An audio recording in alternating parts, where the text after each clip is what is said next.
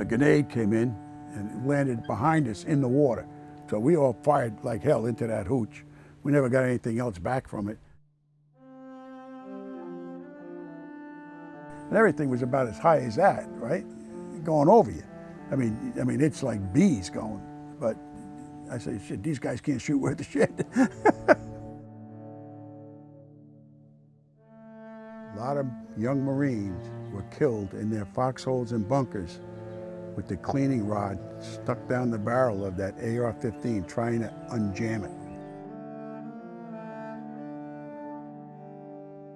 This is Kyle Hunter and Elijah Fleming with Don't Mean Nothing, and we're here finally with Ray Ketcham.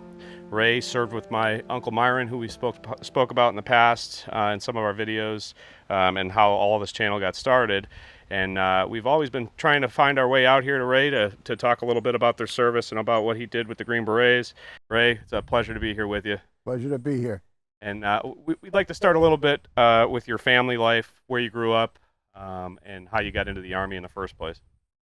Hey, well, where I grew up was a little hamlet called New Suffolk. It was a lot cooler than it is here today, I can tell you that. Yeah, 100 degrees. But I was a foster kid, right? My parents didn't want me, my brothers, and my sisters, so we ended up going to foster homes in our younger days. And the good part about that was that I did end up with a great family, John and Anna Humphrey out of New Suffolk, which was the first submarine base in New York and in the country during World War I.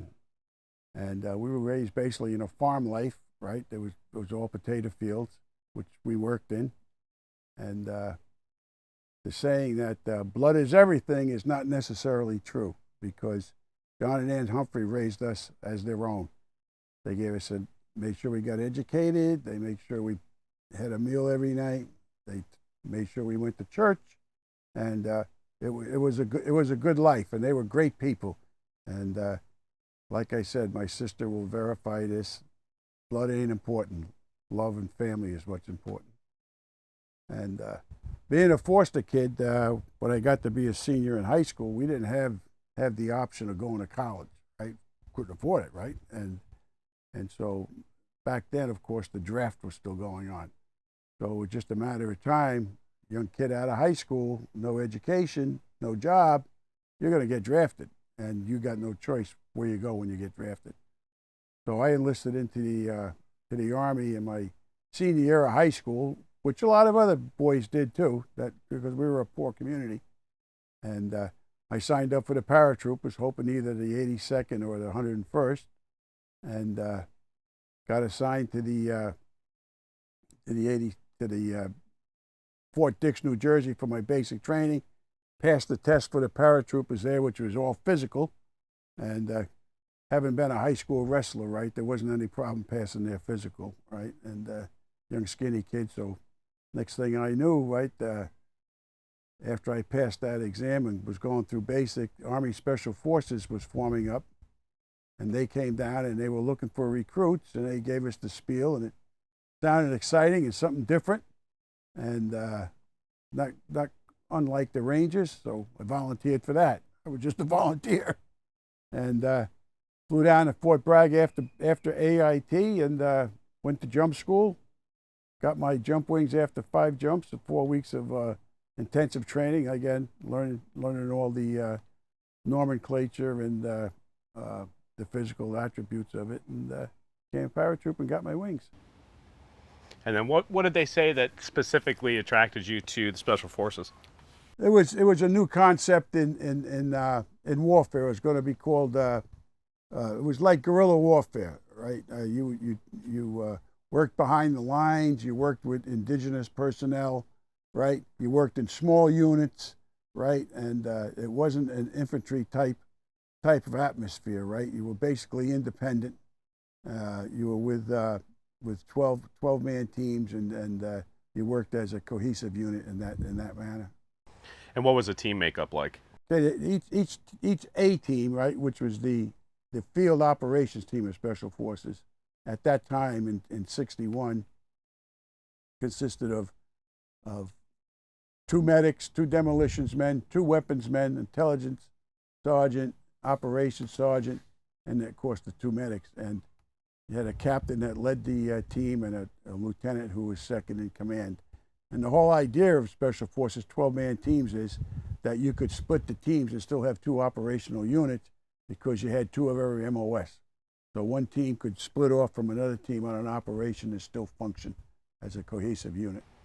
And when did you find out that you'd be going to Vietnam? Well, when I signed up for Special Forces out of jump school, right, we had to go through some pretty heavy training, right, to qualify, which was physical and a lot of physical activity, shooting, right, humping with the backpacks on and all that, miles at that time, sometimes 20-mile hikes, sleep deprivation, right, the whole gamut. And then when you passed through that, you were assigned your MOS, and my assignment was to be a team medic, right? We didn't have a choice on that. The Army Special Forces said, you're going to be a medic. And that involved another year of training at Fort Sam Houston, in which I was separated from Fort Bragg, and all the fellas that were assigned to the medic MOS went to Fort Sam Houston. And then at the end of that year, you were transferred back to Bragg, where you did 8 weeks of what we call dog lab. In other words, the animals would be wounded, and we would have to fix them up, right? And the big thing in dog school was Major Love was the guy in charge of it, and he was a doctor, full range doctor, and you were assigned a dog, and if that dog pulled his bandages off or ended up getting sick, you were responsible, and you could be kicked right out. So you made sure, right, that you were in that kennel more than just once a day, right? And once we passed that, we were brought back to Bragg, and some guys were assigned to A teams, other guys were assigned to other schools, right? I wasn't assigned to an A team at that time, and they came out, they wanted volunteers for HALO, high altitude, low opening parachute jumping, right, for infiltration purposes. You go out at 7,000, 10,000 feet, right? And basically a skydiving is what it is. So I said, that sounds like fun. So I signed up for that. And I passed all the tests for that and got assigned to the school. And as I was packing up in the barracks to leave, first sergeant came in and says, Private Ketcham, Colonel wants to see you, right? And I said, oh, geez, what do I do now, right? So I went in and seen him, and he says, we're pulling you off out of HALO school. We're putting you on an A team for Vietnam. He says the medic that was assigned to the team got hurt. He didn't tell me how he got hurt, but he got hurt. And he says, you're going to be his replacement, and they're going to start training next week. He says, but he did say, he said, I know you want HALO school. He says, when you come back, we'll make sure you get the next school, right? So that's basically how I ended up with the A team that I was on, that your Uncle Myron was on. So tell the viewers that don't know about the team that was there before you and what ended up happening with them, and if you guys knew about that ahead of time before getting there. Yeah, when we were going through training, right, the team that we were replacing was headed by Lieutenant Nick Rowe. Nick Rowe got captured in a battle out of Tan Phu, the camp that we were going to, and him and Rocky Visage, right, was a MAG advisor. They got captured, and one other fellow, I forget what his name was.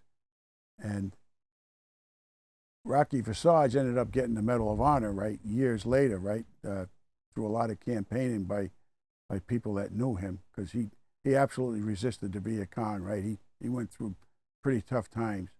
Nick Rowe ended up escaping, right, 5 years later. In fact, he wrote a book, 5 Years to Freedom, in which he described that battle where they got captured.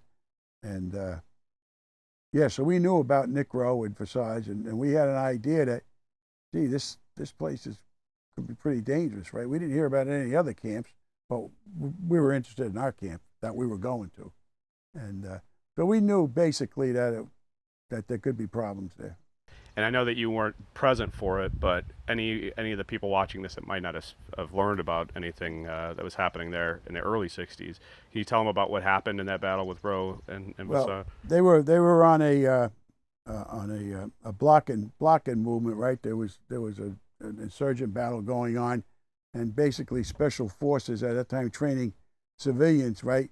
We wouldn't get into a major battle, but we would be used as a blocking force. In other words, the main infantry force of the ARVN Army would push to a certain point, and we would be there to block it from going any further, right? Where they would have to detour into the area that the ARVN wanted to get them. And what happened was they thought that they were going to, should I say, zig instead of zag? Well, they zagged, right? And they went around Rowe and his contingent of guys of CIDG, and basically they got into a pretty heated firefight, and they were running out of ammunition, and next thing you know, they got flanked and ended up getting captured. And what ended up happening to those guys? I know the one escaped, and the other guy. Yeah, Nick Rowe escaped, right? And he went on to stay in Special Forces. He was a colonel in the Philippines, and he was training Filipino insurgents, right? Because the communists were trying to take over the Philippines. And he got assassinated coming out of his hotel. He was heading into work. He got into the car that he was going to head to, and Jeep pulled up alongside him and machine gunned him to death, right? And the survival training camp now at Camp McCall is named after him, for Nick Rowe's evasive school, right? And Rocky Visage Corps, like I said, got this Congressional Medal of Honor, right? What happened to him in the camp? Don't know. No, don't know. He wouldn't cooperate with the VC, so they isolated him from everybody, right? And I understand it was pretty tough on him. Even Rowe didn't see him there, right? He caught a glimpse of him once. Said that he was a big guy, but he was a skeleton when he saw him, right? So, like I said, it wasn't an easy 2 years for Rocky Visage. Eventually, they ended up executing him, right? They did. He got executed by the Viet Cong, right? And talk about what the CIDG was and how that came about. Okay, this CIDG was a special forces concept. In other words, you went into these hamlets and villages in Vietnam, right? Not the cities, into villages where the Viet Cong were trying to take over, and you would basically put their youth through basic training. You would teach them how to defend themselves, and you were aided by the what was called the Vietnamese Special Forces, Luc Long Doc Viet. They were Vietnamese Special Forces. They were paratroopers, and they assisted you. Of course, they spoke the language, made it a lot easier. And you would train them, and then you would take them out of mission. You train them how to shoot. You train them how to do hand-to-hand combat. But it was mostly a game to them. You know, they didn't really take it serious like we would when we went into service. And the discipline, we had nothing to do with disciplining them, right? It was strictly done by the Vietnamese Army themselves, and they could be pretty harsh on the kids. So you knowing about what happened to the guys before you, when you went over there, was that in the back of your mind? Were you worried about it? Well, we all, had that feeling that the worst thing that could happen to you is get captured. Right? You don't want to get captured, right? You don't mind getting into a firefight and some other things, but getting captured was the worst thing, especially if you were a Green Beret, right? You were prize trophy, right? You were the bighorn guy, So yeah, that was always on your mind. So tell us a little bit about the camp and your arrival there. Okay, when we arrived at the camp, it was, of course, the morale of the Special Forces teams that we were relieving was really down, right? They had 3 of their guys gone. Well, actually 2, but, and the camp needed a lot of repair. The walls were short. The bunkers weren't really up to what we considered, should be. And the first thing that our team sergeant did was get all those Vietnamese that we were training, right, and taking those walls and making them 6 foot high, and in the front of them, right, was about 6 to 7 foot of water, because once you dug down in the delta, you hit water, right, and with punji stakes, and we mined them, right, so if anybody did try coming across, right, it was a first line of defense for us. And we sandbagged all the bunkers better, sandbagged the quarters that we stayed in, and basically toughened it up a little bit. And then talk about your first operation and how that went. The first operation that I went on was about maybe after indoctrination. It was about a month after we got there, and Sergeant Beach went along with it. He was one of the ones in our team, Sergeant McLean, and it was basically a reconnaissance patrol is what it was. We took about 60 CIDG with us, and of course their Vietnamese counterparts, and went about 4 clicks, which is a couple of miles from the camp, and I was a medic, and my job was to treat anybody that was sick there, right? All basic stuff, no surgeries, basic stuff, salves on their wounds. They all had bleeding ulcers and blisters and insect bites, and if they needed any kind of shot that didn't have to be refrigerated, right, we would give it to them, and most of them were old ladies and men and kids that we saw, and they looked at us, right, with like fear in their eyes, the Americans, right, because we were in VC territory, right, and they you could tell that they were afraid of us, and the CIDG went on patrol with the special forces and the Vietnamese special forces, and they come back with a prisoner, right, one prisoner. Now, we didn't take any fire where I was at that time. Nobody fired in on us, right? They had gone out a while. They captured some guy out there, and they brought him back in. And I remember he was in black pajamas, which they all wore, and had his hands tied behind his back. And I'm treating this woman. And for some reason, I heard them interrogating him, right? I just turned over and looked like that. The next thing I know, there was a Vietnamese special forces guy put a pistol to his head and shot him, just like that. Down the bank he rolled. They said, "Holy shit, this is real." That's the first thing that struck me. That this is real. And Beach and McLean they weren't right by him, but they were a little closer than I was, right? And all I saw that when he looked at me, and Beach went, like, keep your mouth shut, don't say anything. It's their prisoner. We have nothing to do with this, right? And that's always stuck with me, right? What they did to that kid. Now, whether he was Viet Cong or not, I have no idea. Whether he was a good guy or a bad guy, I have no idea. I do know he was dead, right? Because he rolled down the hill, and they went down and cut the ropes off his wrists, walked up and said, "Let's go." And then we left. Now, he either belonged to somebody in that village or another village, right? And that was it. So that was my first experience. It's always stuck with me.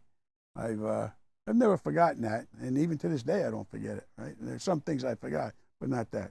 Something like that you don't forget, especially when you're over there and everything was, going through training at Fort Bragg was basically fun, right? I mean, you're running around in the woods, shooting guns, blowing up things, eating in the woods, camping out, right? I mean, it was fun. This wasn't fun. This showed us all, right, that this is the real thing. And like I said, myself and Han on the team, we were the youngest guys on the team. We were 20 years old, 19. Everybody else was late 20s, early 30s. Most of them Beach, Clean, right? They were all Korean War vets. They had seen combat before, right? They had seen basically war before. This was all new to us, right? And right away, you better stick close to these guys. Anything goes down because they know what they're doing. You think you know everything, right? You're a tough guy. Nah, you aren't tough. No, not at all. What was the morale like of the CIDG? Did they have the will to fight the Viet Cong, or were they more just there to be there? Well, I don't think they had any choice, right? I can't say what their morale was because I don't really know how their Vietnamese counterparts treated them. I know they didn't treat them like they did. We were always good with them, right? We paid them, right? They got paid once a month. If they had any serious medical problems, we took care of it. But we had nothing to do with the discipline of them, right? If they went AWOL, we had nothing to do with it. AWOL was just going home across the bridge, right? A lot of them, right? They're 17 years old, right? They want to go home, right? And they don't want the Army life. And of course, the treatment they got for that was probably pretty harsh. But like I said, it was out of our realm. right? We couldn't deal with that. We were under orders. So What was your day-to-day like in the camp? the what? What was your day-to-day like in the camp? It would depend. A lot of it, right? Like with your depending on your MOS, right? Like mine being the medic, right? We were in charge of the sanitation of the camp, especially when it came to us, right? We had to make sure that latrines, facilities were healthy, water was good, right? Had to make sure the guys took their malaria tablets every day, salt tablets, right? Malaria tablets were big. You had to take them every day, right? And basically the cleanliness of the camp. During the camp, diseases start, right? And diseases flourish very easily in Vietnam, right? With the weather, right? Almost like this today, right? But that was, and then other days you assisted. I always assisted Beach, right? In the physical training, right? But I was, like I said, I was in shape, right? And we'd teach them hand-to-hand combat, which was like a game to them, right? And we'd have them do some calisthenics and stuff. Taught them rifle training, right? Because they had real weapons. They had Thompson submachine guns. They had M1 rifles. The M1 rifles were too heavy for them. M1 rifle weighs 9.5 pounds. They were too heavy for them. So they all carried automatic grease guns, light stuff, carbines, right? Which, tell you the truth, so did we. Why carry something heavy when you carry something light?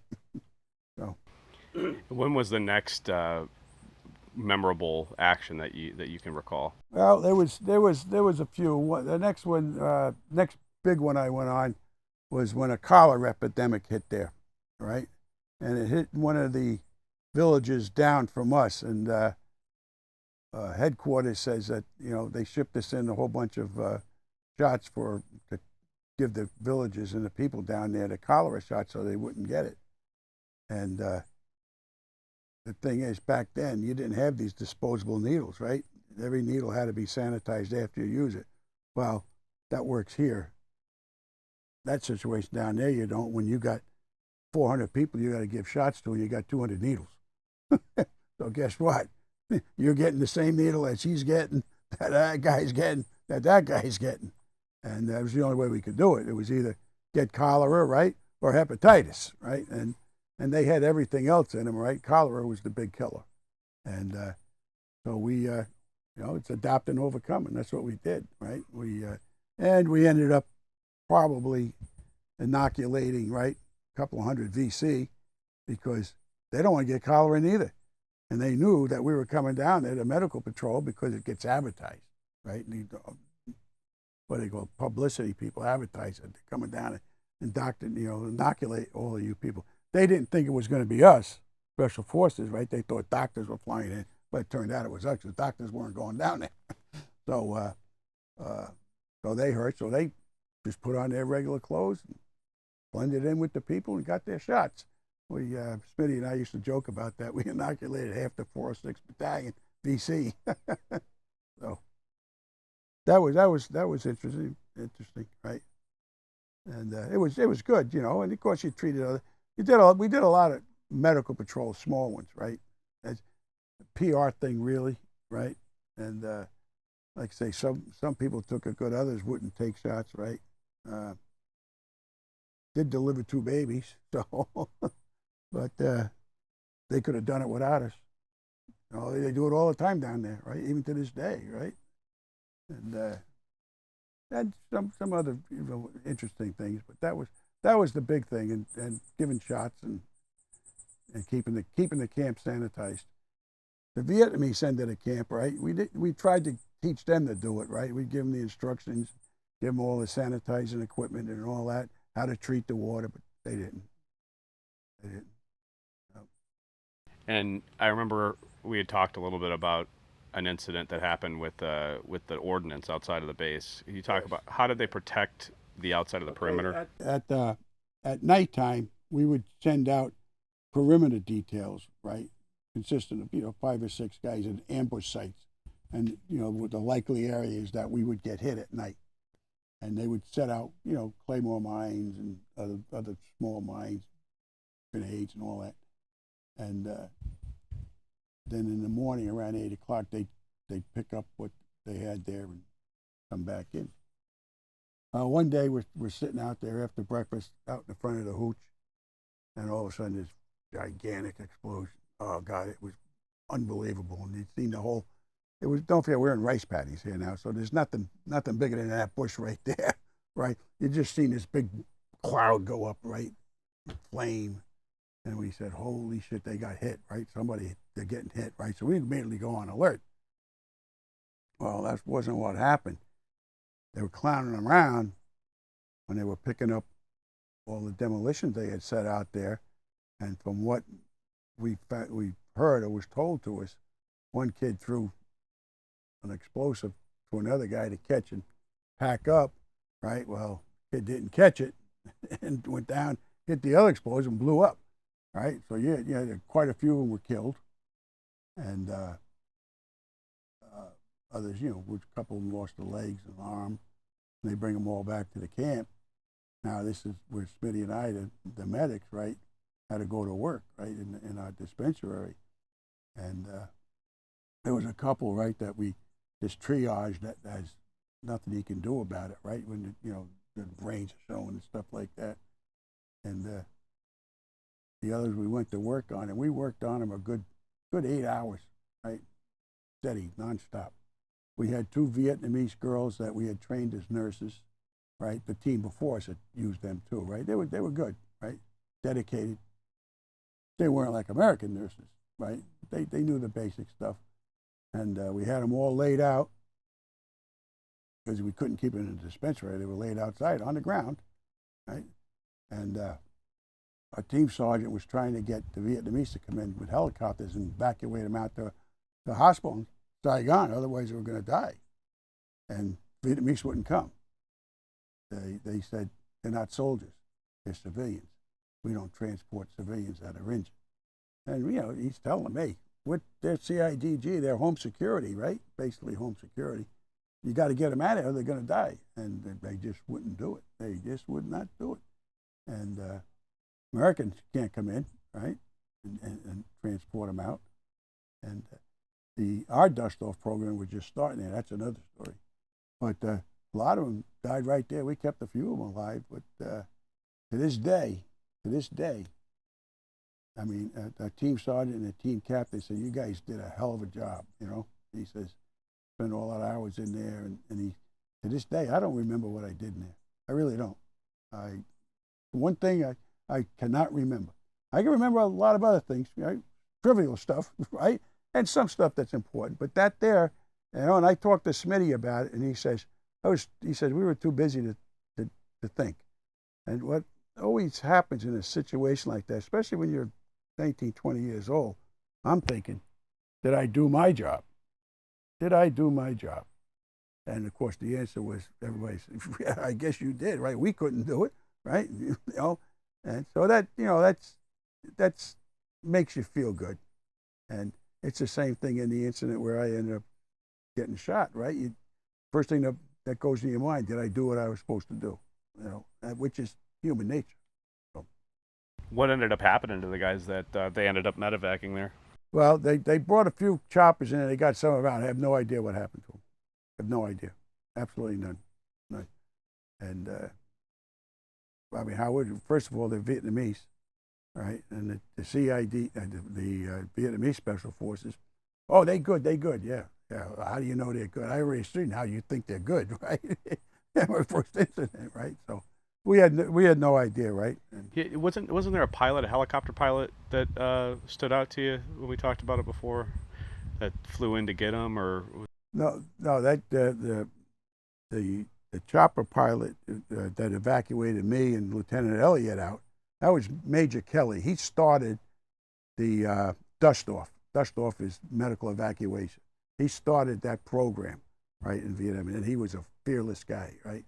He actually, believe it or not, I mean, I didn't remember this from before, but it's remembering me now. He's one of the few people in the whole United States Army that got combat infantry badge, medical infantry badge, combat medical badge, and the Distinguished Flying Cross. But he ended up getting killed there. He was a major. He was flying in to pick up some Americans, right, that were wounded. I don't know where. I was already out, and this helicopter got shot down, right? That was a shame. In fact, there's a monument for him in Vietnam, right, by the Vietnamese, right? I mean, that's how good this guy was. He was quite a legend. He was quite a legend. But he came in at 1 o'clock in the morning for me, and don't forget, medical helicopters are not armed, and it's dark at night, and the BC are out there. They got rocket-propelled grenades, right? And they know where it's going to land.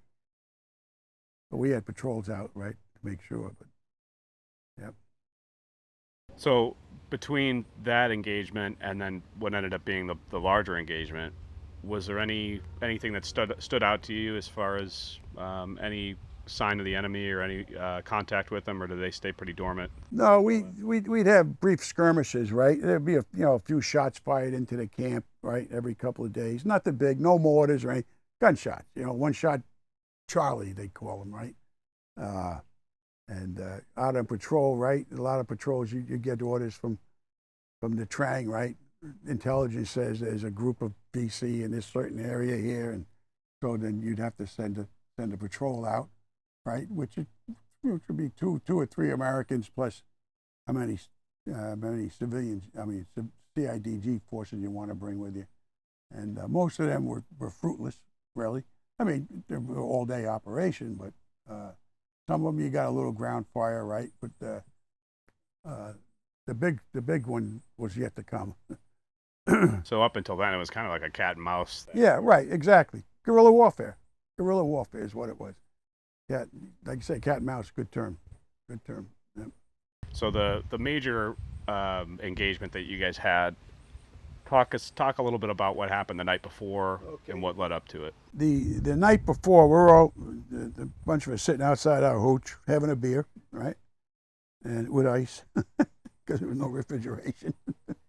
But we're sitting outside, and we had an artillery support base, right, maybe 10 clicks from us, right, maybe even farther, I don't know. But they were zoned in on our camp in case we were getting hit. They could fire artillery around it, right, and help us out.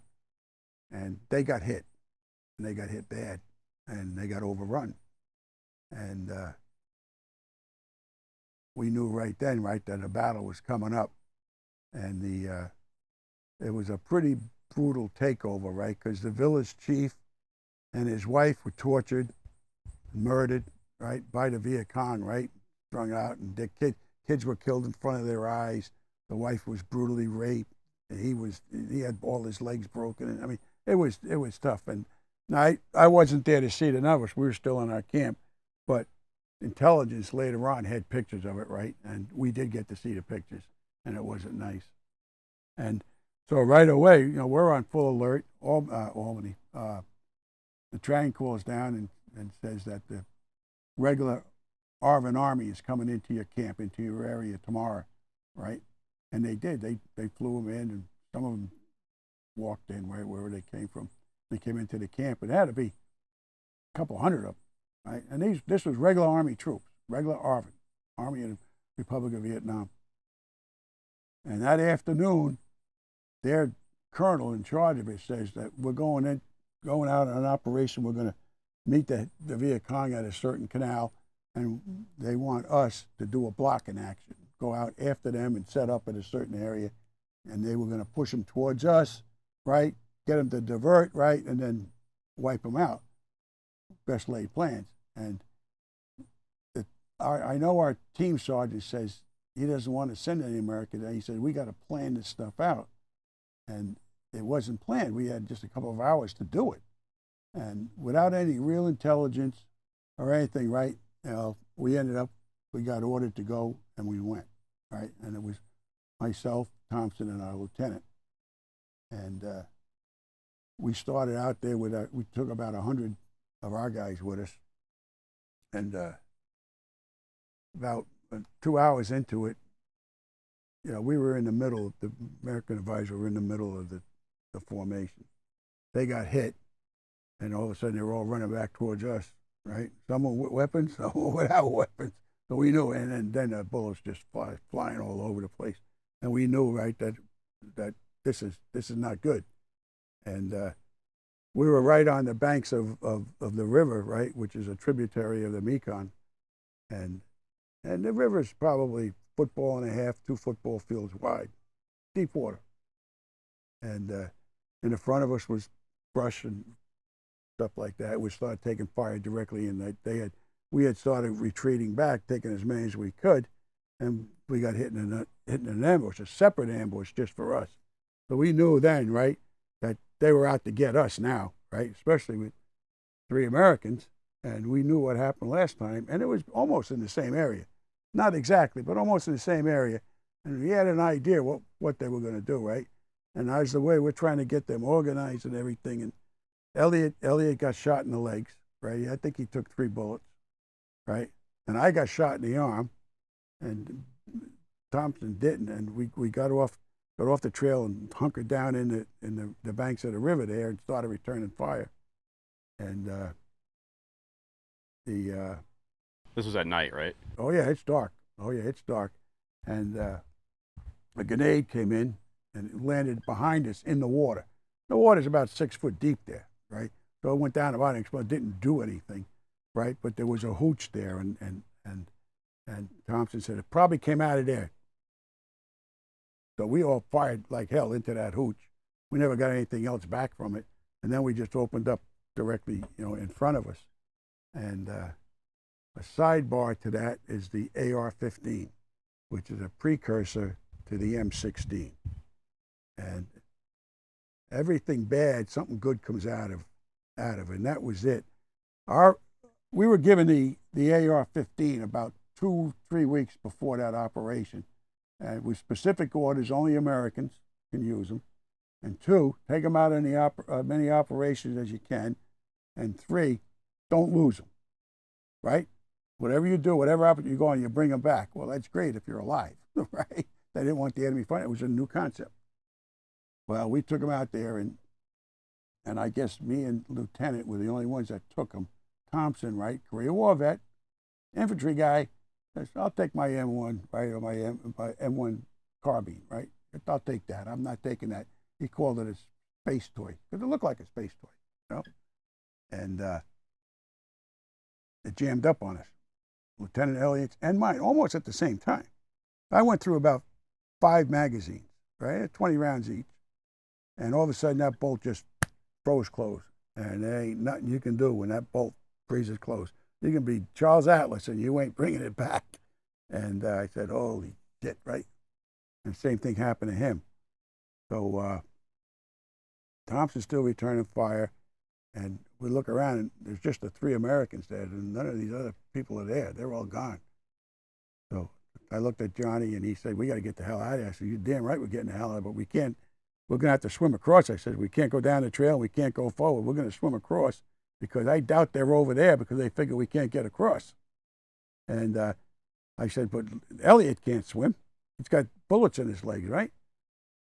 So I saw a sampan down the canal there, right? Maybe hit that fence or a little farther away, right? So I just sloshed through the water down there, got that sampan, cut the rope with it, right? And brought it back. We threw Elliot on it, right? He took one side of the sampan, me the other, and we swam across and down that river till we got out of that ambush area.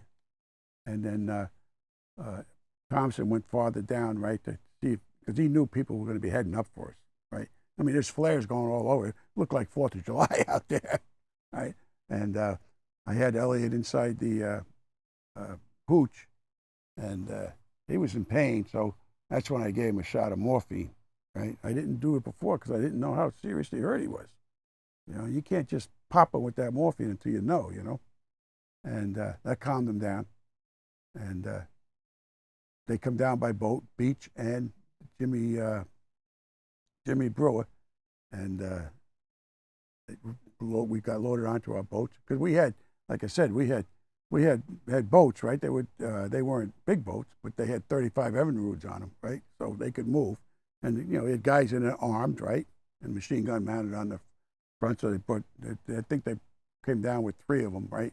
And we got into one, and it got us back to camp. And Smitty, the senior medic, right, he went right to work on Elliot, right? And when he got done with him. My arm was, like I say, it was numb, right?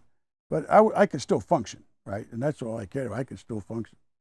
And I knew, nothing was really broke. It hurt to move, but because the bullet that got me went in the forearm, hit the bone, and just traveled along that bone and out.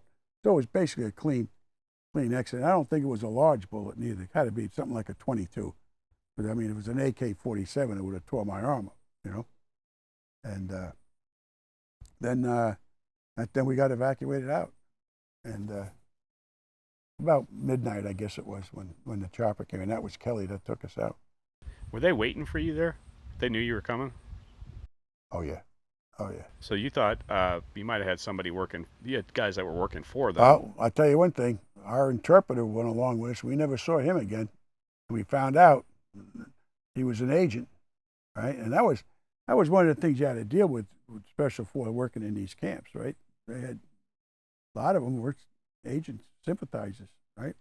And I thought he was the greatest guy in the world, right? And whatever happened to him, I don't know, right? But that's what I was told, right? That he was one of the agents, right? And sure, they knew when they see the ARVN Army leaving, right? I mean, they got spies at ARVN, and then they see us moving, and they know what our tactics are. We're going to do a blocking action. That's what we do. We don't do an attack action. We do a blocking action. So they knew exactly where we would set up, and that's when they set an ambush up a little farther before that, knowing we would go back that way. But we faked them out. We went across the river. And I'll tell you right now, that's the only thing that saved us.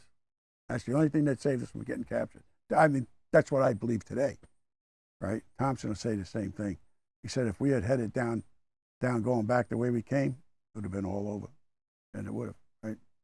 So. Could you see any of these guys? No. Nope. Did not see any of them. First of all, it's dark. They're all wearing dark clothing, and they're hidden. They're hunkered down in foxholes and stuff like that. And at the beginning with the gunfire, everything was high, right? We're moving down right in a crouch, right? And everything was about as high as that, right? Going over you. I mean, it's like bees going. But I say, shit, these guys can't shoot worth a shit.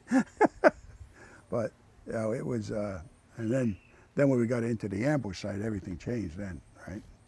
And then the next day, I was already me and Elliot were already at the Navy hospital, and that was the only military hospital in Vietnam at the time, one Navy hospital in Saigon. And the camp got hit. They brought in, they brought in 105 artillery pieces, which Beach and McLean had said, I don't think that's a good idea to bring that thing in here. And they brought in tons of ammunition, and those shells are like that, He says, one good mortar round is going to blow that whole thing up, and us with it. And the ARVN Army said they're bringing it in, and headquarters went along with it. Well, that night, the day really, first 2 mortar rounds, bingo, right smack dab in the middle of it, and off it went. And it was going off for almost 12 straight hours, burning off all that ammunition. In fact, Beach said they're all in their bunkers, hunkered down. He says it was like it was raining shrapnel. He says, and once in a while, one would go straight up, and you have no idea where it's coming down, right? And in fact, it did hit one bunker and killed 2 guys. But so when I got back after, I was in the hospital for about 10 days, and I got flown out to Canto, and they wanted to keep me there for another 2 weeks, right? I said, screw this, I ain't staying here, right? I mean, I can function. So I knew guys in communication, they were Green Berets, right? And I says, when's the next chopper to Tan Phu? And he looked at his sheet, and he says, day after tomorrow. Okay, thanks. Day after tomorrow that chopper comes down, they're loading supplies on it. I just got room for one more on it, right? Flew back to Tan Phu, didn't tell anybody. And got off the chopper, and they all said, oh, these guys back from the dead. They had no idea how bad I was hit, right? Or Elliot, right? They don't tell you that, the Army, right? And I said, no, I'm okay. I said, Elliot's on his way to Japan. He is in Japan. And then he got out to Walter Reed. And I told Sergeant McLean, the team sergeant. I says, hey, Sergeant, I got to speak to you. He said, what's up? I says, I'm AWOL. He said, what do you mean you're AWOL? I said, I didn't get permission to leave there, right? The doctor told me I'm going to be here for 2 weeks. And I just said, screw it, I ain't staying here for 2 weeks. He said, don't worry about it. And that was it, that was it. So, but that was our big battle. I say, nothing compared to what Beach went through with the 173rd, I'll tell you that right now, or what the Marines went through in Quezon in that area, right? Their stuff lasted days, right? Mine was basically a couple of hours. Probably just as scared as they were, but... So, what did Beach tell you when you got back to the camp? Oh, he got to tell me about the mortar attack, because I didn't really know about that, right? He said, you should have been here. You missed all the fun. He was that type of a clown, though. Yeah. And I know you talked a little bit about what happened with those rifles that were having the issue. How did they fix that? Well, that's a part that's really sad, too, right? We got the rifles back. We turned them over to Beach because he was a weapons guy. And they notified the Trang, and they said, we'll get them shipped on the next chopper and get them up here, leave them just the way they are, right? So they can find out why they malfunctioned. Well, they found out, right, that the gases would build up so quick that it would freeze the bolt up, and the bolt could not go back to eject the shell and put another one in.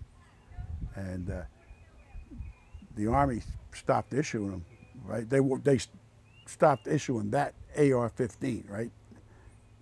But you got thousands of them that are already bought by the Army. So guess where they ended up? Poor Marines. The damn Marines got them. And there's a book, I got the book in there. A lot of young Marines were killed in their foxholes and bunkers with the cleaning rod stuck down the barrel of that AR-15 trying to unjam it, right?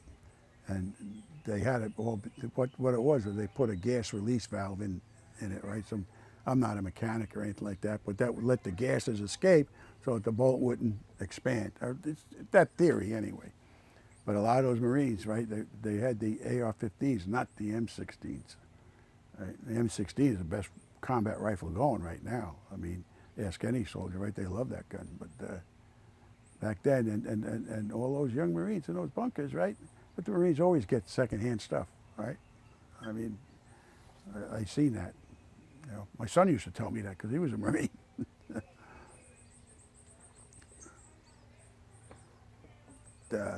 Yeah, it was interesting. And then, we got back to the States, and we all got assigned to different things. I got assigned to a training detail, training Marines, sailors, right, in guerrilla warfare tactics, and we were part of a war game thing, right?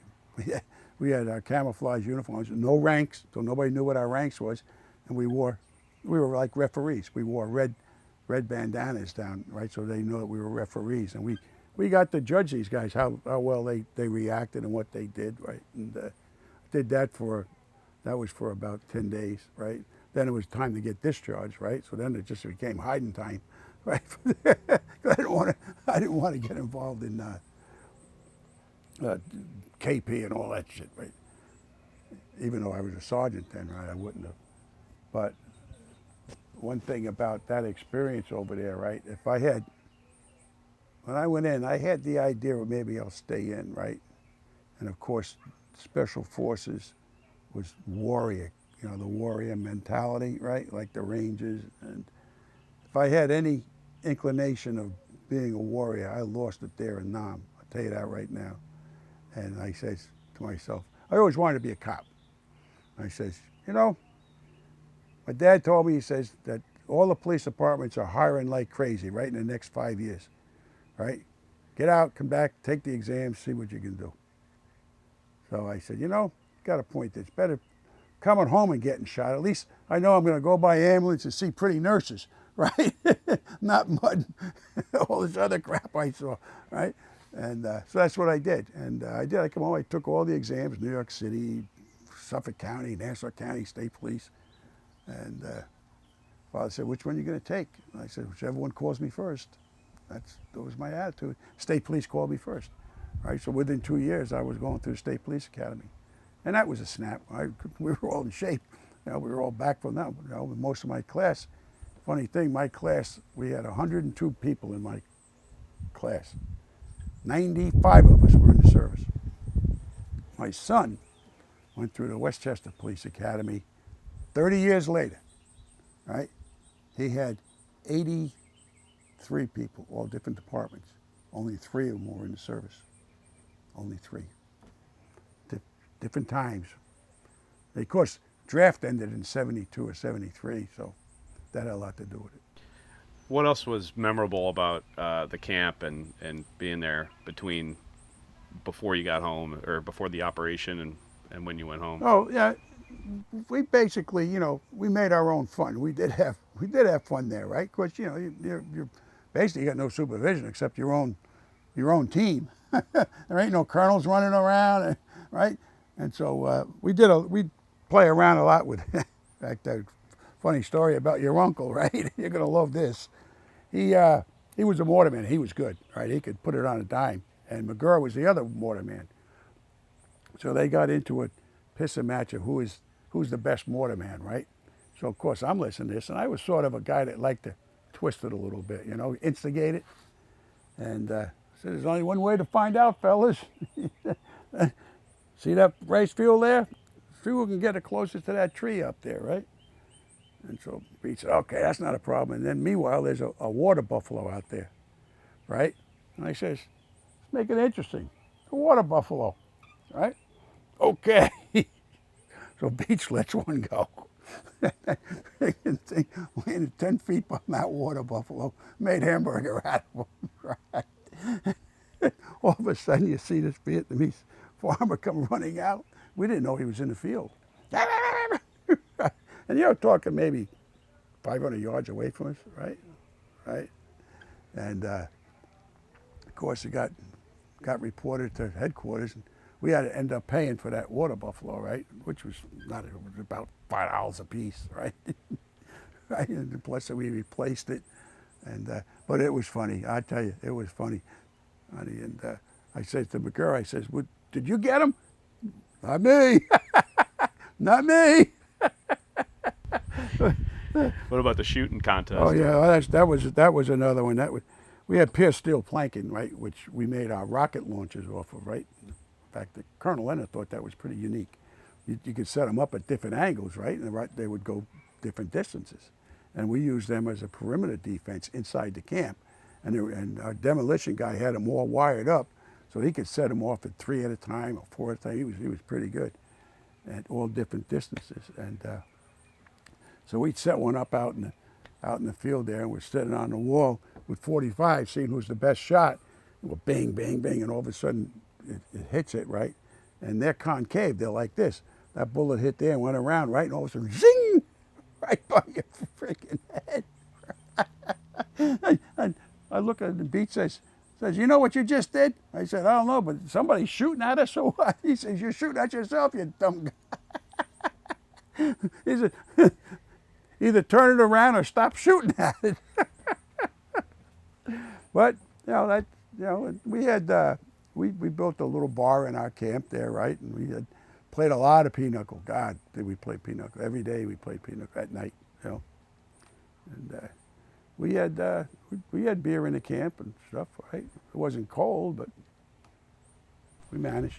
What about the mortar detail you were on when the rounds were getting stuck in the tubes? Oh, yeah, that was scary. That, my friend, is scary. I don't. With a mortar, right? We had all World War II ammunition, right? Stuff going back to Iwo Jima, for crying out loud. And like anything else, it gets old. All the powder dries out and all that shit, and it won't launch. And we'd be training the Vietnamese how to use the 81 and the 60 millimeter mortar, and all of a sudden one wouldn't go out of the tube. Now it's in the tube, so it's hot, right? So now you got to get it out. And as soon as it got stuck in that tube, the Vietnamese were out of the pit. They were gone, right? So Beach and I, they said we were on the same mortar pit. And he said, "Well, we got to get it out, Ray." I said, "Yeah, thanks a lot." He said, "He taught me how to do it." We had learned it in basic too, but it wasn't the same as the real thing, What you have to do is unscrew the base plate. One guy would pick it up, the other guy would put his hands at the end of the barrel where the mortar comes out, and it would start sliding down. And as soon as that head started coming out, you see the pins, you squeeze them. Squeeze your fingers together so that the pins would stay in, right? Because if they came out, now it's live, right? And you don't know what's going to happen. So you squeeze it in, then you repin it, right? And that was always a pucker-upper. Let me tell you. What did Beach tell you when you asked about another way to do that? Yeah. If there was a better way to get him out of Yeah, there? yeah. He said, if you don't get him out that way, what the heck did he say? He says, Beach dying, right, or something like that. He said, yeah. just let it go. Yeah, yeah. It was that was hairy. Yeah. That was, and it happened a lot, right? Because we had, everything we had was World War II, World War II C rations, right? Well, they were K rations then, right? We had Lucky Strikes in those packages, but the green package. When Lucky Strikes came in the green package, now the red circle, right? All the stuff that we had was old World War II stuff, ammunition, right? I mean, it was, except for the new stuff, right? But you dealt with it, right? Right? That's the Army. And you talked about how your warrior journey ended there. Did Myron tell you what he wanted to do after leaving the Yes. Special Forces? Yes. Myron always talked about that he thought, Special Forces was great, don't get me wrong, but it wasn't action enough for him. He was a warrior. I mean, this kid was, well, he wasn't a kid, he was a warrior. He said he always wanted to be a platoon sergeant leading paratroopers in battle. And he said it a lot of times. And as you know, he did one more tour with Special Forces, and then he went over to the 101st and then 173rd, right? And ended up doing that, and it cost him his life, right? So, yeah, I heard about that. I was already on the job and off, it was 67, I think it was. I already had a year on the job when that happened, right? That hurt. That one hurt. Yeah. He was an amazing guy, right? So I know how you must feel, yeah. And this is a tribute to him, no doubt about it. So, Yeah, if it wasn't for him, none of these would exist. Right. What you talked a little bit about the wound that he had when he passed. Yeah, he got shot in the thigh, right? And of course, that was in a big battle he was in, and they couldn't get him out, so he basically bled to death. And the reason with a thigh wound, if it hits that femoral artery, if you don't get it tourniqueted right away, backs up into the hip, and now you can't put a tourniquet on it. The hip's all bone. There's no way you can get a tourniquet on it. The only way you can save the guy's life if you cut in, right, and put clamps on it. Well, you even got the ability to do that, right? And that's what happened to him. And it backed up, and he slowly bled out. That's what it was, right? If it was any other part of his body, right, you could get a tourniquet on, or you could treat it with a pressure dressing, right, depending if it's not an artery hit. And in his situation there, it was upper thigh, hit the femoral artery, backed into his pelvis area, and I mean, that's doomsday. And a lot of soldiers die that way. A lot of soldiers die that way. Car accidents, when I was in the state police, a lot of them would get that femoral artery, and by the time the ambulance got there, or you got there, it was too late. They just, and you could tell it was an artery cut. I'll tell you that right now. Right? You cut your artery here, right? The whole wall's going to be red with blood, right? So. And after you got out, you went straight to the state police. And did you have any stories with that you wanted to share? Well, I got a lot of stories I could tell about the state police. Right, I went on the job about 2 years after I got out, and I really don't want to tell any cop stories because people take it the wrong way, right? Because first of all, they don't realize what it's like. They have no idea what it's like being a cop. None. I was told by an old World War II sergeant, that was my sergeant. He says, when you're on a police department, he says, you're driving, looking out the windshield of life, right? Because that's what you're doing. That's what you're doing. And there's a lot, there's, war stories with the state police. I'm not going to tell any of them, but I will tell you that one, and it's sad too, right? It's one that stays with me. Me and my partner Osanasic, right? He's a Vietnam vet too. We were partners, right? And we used to work the 6 at night to 2 in the morning shift for a couple of reasons. One, that's you get off at 2 o'clock. The bars stay open to 4. That's where all the girls are because their boyfriends are drunk. So it was fun for us, right? We're working at 6 to 2 shift, and it's dark out, and the Hamptons in the summertime is all bars and kids, right? They're all down beach, and mostly college kids, right? And they all got beach houses they're renting out, and we're going down. We come around a corner, and we're in an unmarked car, and all of a sudden we see a car coming at us, and there's a guy on the hood, and he's holding on to the windshield wipers. So Osi just hits the siren, beep, right? Well, that guy slams on the brakes. That guy goes flying off the hood of that car onto our car. Right, ends up with a broken leg, right? Call the ambulance, get him to the hospital. He, the next day, right, we go down to the hospital because we got to get the report, right? Because we couldn't get any report from him that night. We already arrested the driver of the car, reckless endangerment, and the kid's father's there, right? He's 21 years old, the kid, and his father's a Nassau County cop, and he was just completely distraught, right? And I said to him, I says, your boy's going to be all right. They say, bro, he says, he's supposed to start the academy tomorrow. Right now, I don't know if he ever got a chance to get back on it or not, right? But all because of one act of stupidity, right? Cost him probably a career, So, but there's little stories like that, and. When I went on to I did a lot of things in the state police. I was uniform my whole career, right? I just liked the uniform, right? And it was like being special forces, right? You're always dealing with good guys, right?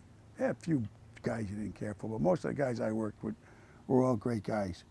And when I was a patrol sergeant, right, I used to tell the guys when they came out of the academy, you're going to make mistakes out there. Don't worry about making mistakes, right? Everybody makes mistakes, right? Even I, believe it or not. But just remember, you make a mistake with the head, we're okay with that. Don't make any mistakes with the heart. You make mistakes with the heart, you're as bad as the guys that you're going after. And you can never do that. You got to remember that. Here, okay. Here, no. You stay true. Right? You're here to protect and serve, right? That's what your job is. A lot of people out there without cops, right?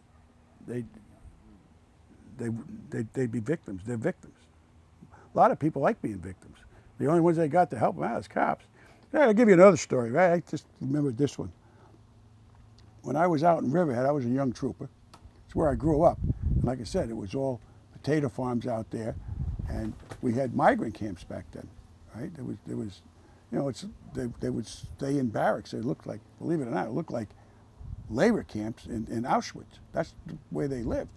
And as a trooper, our job at the beginning of every growing season, we had to go and inspect with the Board of Health the living conditions on these farms that they housed these migrants in, right? And Friday night, which was their last day, Saturday afternoon, 12 o'clock, they got paid, right? And the fights were on at 8 o'clock that night. And I'm, broken beer bottles, slashing each other, right? I mean, and of course, who they call in? The state police, right? We go in and make the arrest. But funny story about that is I'm with this old trooper, right? Got a lot of years on, funny guy. Played for the Brooklyn Dodgers, right? He comes in with girls all beat up, he's all cut up, right? And she said, I want a divorce. I want a divorce from that man. And I'm with Sal, right? I'm still a recruit. Sal says, what do you mean you want a divorce? How can I divorce him? Well, you guys married us. Sal said, what do you mean? Yeah, about 5 years ago, right? Some trooper come in here, we were having a fight, and he had us made up, and he said, you two ought to get married. And they said, we don't know no preacher. He said, I'll be a preacher for you. I'll marry you. Promise me you don't fight no more. So they did the whole too. So now we're in there. And she wants a divorce because she can go marry her boyfriend. So I look at Sal. Sal looks at me and he says, "What do you think, kid?" Because, you know, the old troopers, they always call the new guys kids, right? "What do you think, kid?" I said, "Sounds good to me." So he got them both together, put them together. He said, "Hold hands. When I say let go, drop them down to your sides and say, 'I divorce you' at the same time." And that's what he did. We divorced. But it's a funny story. That's the type of stories that I remember, right? That's awesome. Yeah. Did you know that you were going to get the Silver Star? No, I got that when I was already out. Yeah. I was already out of the service. Who submitted the info for that, and how did that go? Had to be the captain of our team. Yeah. Or Leonard, right? The colonel. I don't know. But Thompson got one too. Yep. Wow. And, you know, to be perfectly honest with you, I think the reason that we got it was not so much gallantry part of it, right? It was because we didn't get captured. They didn't need 3 more Americans captured in the same area. That would have been, papers would have gone crazy on that. And like I said, that was what was on our mind, right? Because I'll tell you the truth, I never got interviewed. When I was in the hospital, I never got interviewed, right? Thompson did, right? And I guess that's how they got the whole story. But I think that's the reason we got it, more than anything else, right? Because, like I said, they didn't need 3 more Americans getting captured when that program is just starting and they're trying to sell it, right? I mean, the military is all image too, you know, there's a lot of image in the military. And that's the reason I think we got it. It was, you know, the Purple Heart was easy, right? You got shot, you get a Purple Heart, right? But that's the reason I think that we got it, right? So, but that's my opinion. So, Is there anything else you wanted to talk about before? what the hell was I going to say? Oh, like I said about my growing up, being a foster kid, right? So you know, I mean, my sister became a registered nurse, ended up running a hospital, right? She was a foster kid, right? I did fine in my life. My other brothers did fine in his life, right?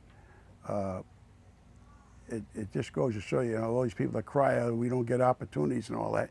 It's what you make of it, you know, and who raises you, right? And so no, like I said, I had a fun life. I had an exciting life. I really did. Right? I had a lot of fun. Carl Yastrzemski struck me out 3 times. So what the hell? What you said early on about how the blood's not important with the family stuff. Yeah. Did that apply to the guys that you were deployed with as well? Oh, they were the best people I knew.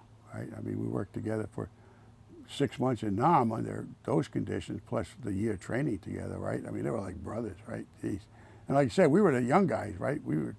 Most of them were married. Right? Like I didn't really know their wives, right? I had met them, right, at certain gatherings, right? But they already had kids and stuff, right? And me, I'm heading down to Fayetteville and chase what I want to chase, you know? No. So you just make the most out of those relationships. Yes, yeah. It was good. I'm glad I did it, right? I mean, if nothing else, right, it definitely set me up to be a cop. Because you know good things, you know bad things, right? And I don't care what anybody says. Everybody knows right and wrong, right? You know, these people. Oh, I didn't know. Well, your ass, you didn't know. You know right, you know wrong. Simple as that.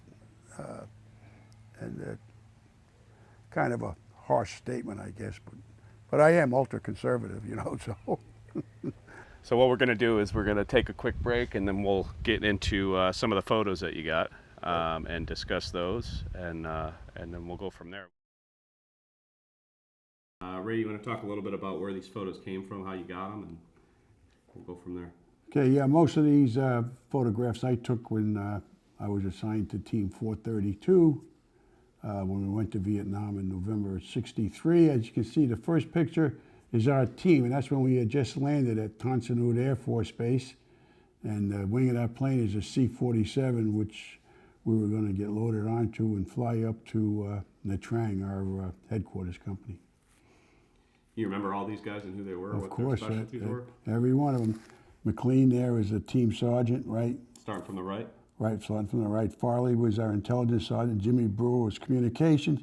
Smitty was a senior medic. Jimmy Brewer there, right? He was the junior communications. McGurr was Beach's partner, right? Motorman. That's Lieutenant Elliott, second in command. Coming down here, that's Captain Garcia. He was the team leader. And that's Sergeant Myron Beach. He was heavy mortars. Smitty, right, was communications. That's me, of course, there. And that's Buford Lawson Demolitions. And then what are you guys standing on there? Standing on pier steel planking just off the runway where they parked the planes at Tonson Newton, Saigon. You talked about that a little bit before, huh? Yes, we did. What is that? That's it's like artificial runway. Yeah, it's the same stuff that you were Same shooting with the 45? Same stuff we were shooting with the 45, because we're smart.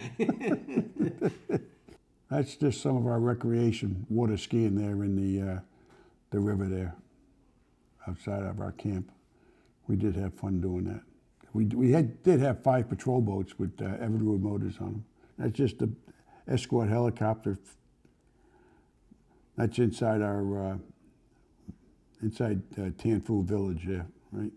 That's where that's where it was across from you guys. Across the bridge from us, correct. That's just some CIDG forces and some Vietnamese special forces inside our camp. That's an H-21 helicopter, which was used in the early days of Vietnam, right? Unloading supplies. That's in Saigon, yeah. That's Raymond Burr, who played Perry Mason on TV. He stopped into the camp, right, for 2 days, right, and brought in mail and a couple of cases of Budweiser beer. So we all got our pictures with him. How was he to meet? Nice Oh, guy? good guy, yeah, great guy.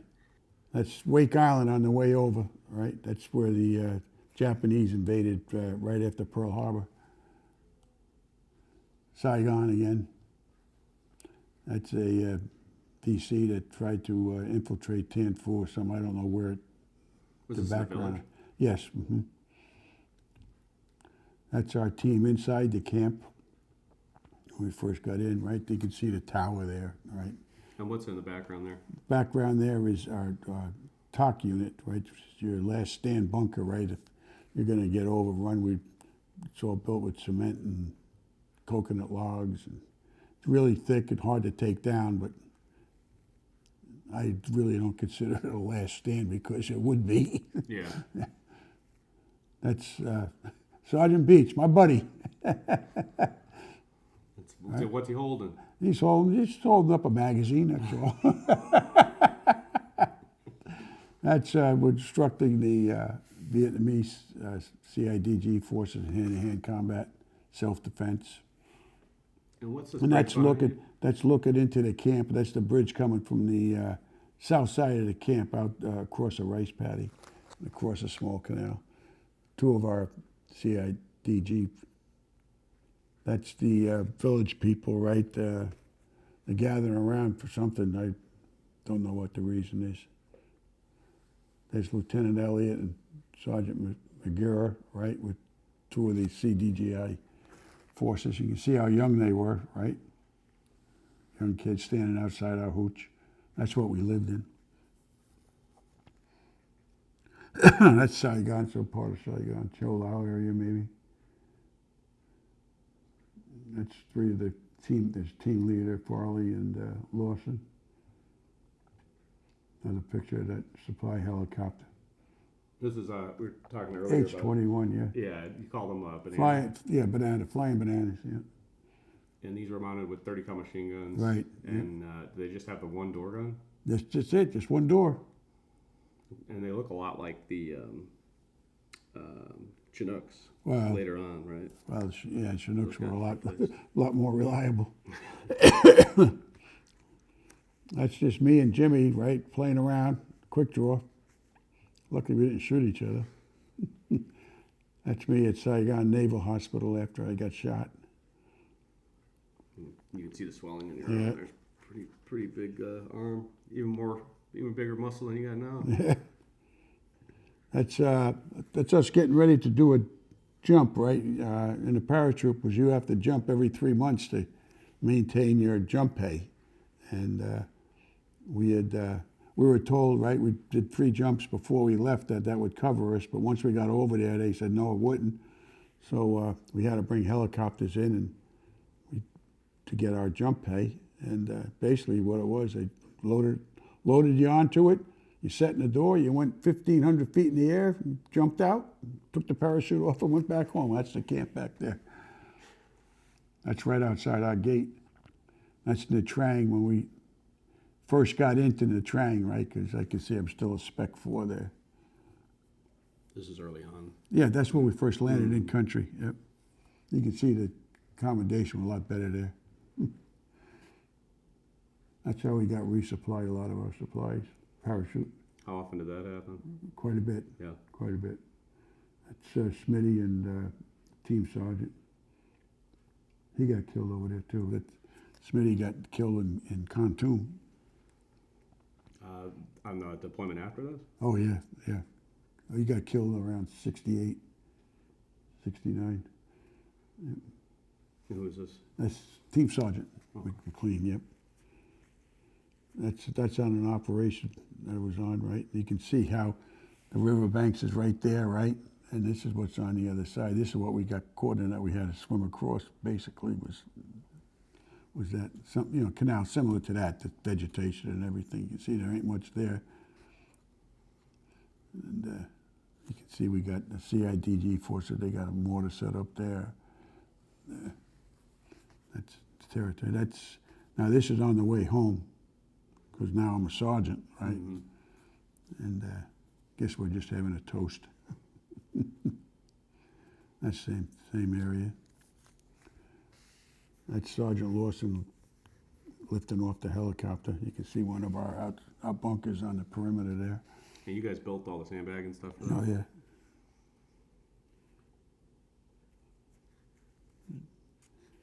That's Sergeant Farley, and that's Cambodian Sergeant Nook, I believe, is there. He was a great soldier. He was a good guy. That's our demolitions guy. They're all a little crazy, the demolitions guys. He's a little hungover. That's one of our Vietnamese Special Forces guys there. Yeah, how could you tell? I just know who he was. Oh, yeah. Right? But they all wore the same uniform? Yeah, yep. I don't know who it is. I think it's Farley holding up a flag. There's Sergeant Beach by the sandbag surrounded his 81 millimeter bunker. So this is where you partnered yeah. in the pit? Yep. That's unloading that H-21 helicopter. That's when we got into country, right? We just getting out of the C-47. Can you see there's no pierced stair plank in there? That's when we landed in the train. That's CITG. I don't know where that is. That's some more hand-to-hand combat training. We're building up our camp. You can see how high we got the walls there, right? Compared to what they were. That's inside our little bar that we built. Is this the same flag you had? No. Okay. Nope. That's out of an operation there that we were on, right? And you can see one of us or Vietnamese standing there shows you how thick the brush was, right? And the height. I don't remember what it was. That's the village that we went into. That's not. That's our the village outside our camp, right? In fact, do I see the church? No, there's a Catholic church there. I don't think I got a picture of that. That's heading home. That's our cook. He's in there washing the dishes. That's our.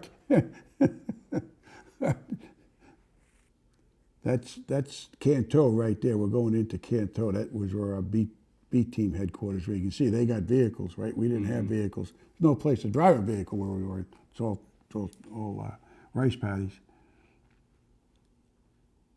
That's training. There's Jimmy with a couple of kids. That's a cool one. Yeah, that's the main river going down. So when you said Canal 13, this is nowhere near that? No, I don't know where that was. Okay. Right? That's the main river, right? Canals run off it, right? The canals are all man-made. Yeah. Right. That's Thompson right there. He was the one that was on the operation with me. He didn't get hit though, but he's Korea, right? ammunition drop, as you can see. There's our mascot, right? He was, I don't know how we got him, but he hung around basically with the Americans. He did not like the Vietnamese. They must have mistreated him or what. In fact, he would stand watch with us at night, and as the Vietnamese guards would walk around, right, he'd be laying down, and then you hear him go, and he'd stand right up, and we'd say, okay. It's one of the gate entrances to our camp, which we had to redo completely because you can see it's not much. It ain't going to stop anything. There's the main bridge going into the hamlet of Tan Phu. There's your buddy. That's a really, really good one. That's looking into the village. You can see how close they live, basically right on the water, right? And they do everything there. They'd bathe there, they'd wash there, they'd fish there, right? Throw everything in there, right? Here we are, water skiing in it. That's out. That's Saigon, looking out of the hospital dorm. There we are. We're building a dispensary, right? That's where you worked on the guys. Yeah. Yep. That's when we first got in. You can see the C-47 with all the duffel bags and all everything. There's your uncle and the team sergeant. They were the two senior NCOs on the team. That's just a picture taken on the way to Nha Trang, right? One of the islands out there. That was the operations center, kitchen, and our barracks was the next one over. That's the interpreter right there. Whatever happened to him, I don't know, but they say he was an agent for the other side. That's a pure steel planking that we set up to launch the rockets, right? That's Richie Hahn, he was a demolitions guy, and he would elevate them at different heights to get different distances. They had them all wired up, right, to go off 3 at a time, and he had them all over the camp. He put them all over the camp. This is when our team was getting relieved. This guy, and that guy, right, are the team coming in to relieve us. Right, we spent 2 days with us, right, debriefing them, or 3 days, I forget what it was. That's one of the old French forts there. You're talking a little bit about how they set up. Yeah, they're set up so they cover all 3 branches of that river there, right? And this here is all swamp rice paddies, as you can see. That's out in operation, right? Just sitting down, resting. Me making a jump, money jump, $55 a month. How'd they know it was you? Yeah, you can see, because I told them, right, when I jumped, get a picture. How we know it's you? I said, I'm going to have my arms spread out like a cross. Right, that's a air support Corsair flying low. That's one of those boats that you... Samp, yeah, but that's a big one, right? We were in a very, very small one, right?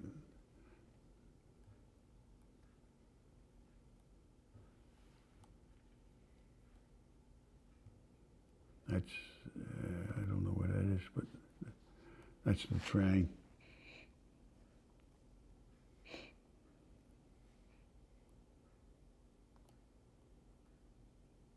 We were out that was on a patrol there. We stopped in a village, right? And as you can see, he's cutting up the coconut for us, right? Drinking the milk out of it. Same operation.